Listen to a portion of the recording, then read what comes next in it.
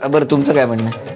नाही ॲक्च्युली आमचं राहायला पाहिजे आमचं आग्रहाचं त्यांना विनंती, कारण माझा 3 वर्षाचा मुलगा आहे. मग त्याला आई आजोबांचं प्रेम मिळत नाही. मग त्याच्यासाठी मला शनिवार रविवार सुट्टी असते. ती आता नवीन जॉब पकडल्यामुळे तिला सुट्टी नाही आहे. मग त्याला मी दर शनिवार रविवारी तिकडे घेऊन जातो आणि आई आजोबांचं प्रेम त्याला आमचं जास्त आवड आहे. आता म्हणजे छोट्या मुलाला पण आजी आजोबाची फार त्याला आवड आहे. म्हणजे तिकडे जायचं म्हणतो तो. दोन्ही आजोबांकडे आजींकडे तर घेऊन गेला की खुश असतो. कारण त्याला आम्ही मावशीकडे सोडून जातो सकाळी 8ला. मी दिसतो त्याला 3 वाजता, आई दिसते संध्याकाळी 6 वाजता. मग तो आला की आम्हाला सोडत नाही, काही करू देत नाही. म्हणजे पेपर चेकिंग असेल, काही काम असेल, काहीच पुढचं उद्या काही शिकवायचं असेल तरी करू देत नाही. मग त्याच्यासाठी हे दोघं असतील तर त्याला आजी आजोबा पण मिळतील आणि आम्हाला पण सपोर्ट होईल.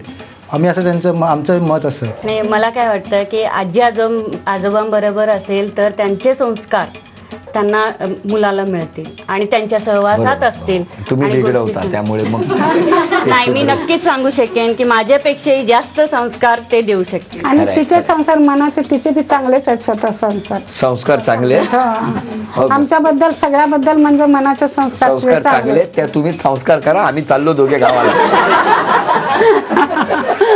कारण त्यांनी ठरवून टाकलेलं आहे आम्ही गावीत राहणार. तुमचं काय म्हणणं आहे आता पटकन मला सांगा. सोबत राहावं. सोबत राहावं. सोबत राहावं. काय म्हणणं आहे? सोबत राहावं.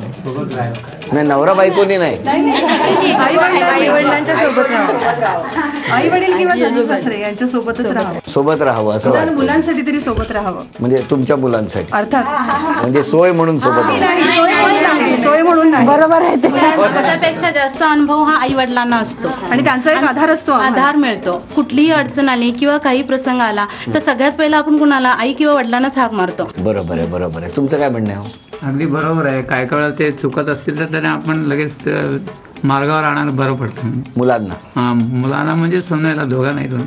अच्छा, तुमचं असं म्हणणं आहे. हां, तेव्हा आता आपण बघणार आहोत प्रत्येकाची मतं.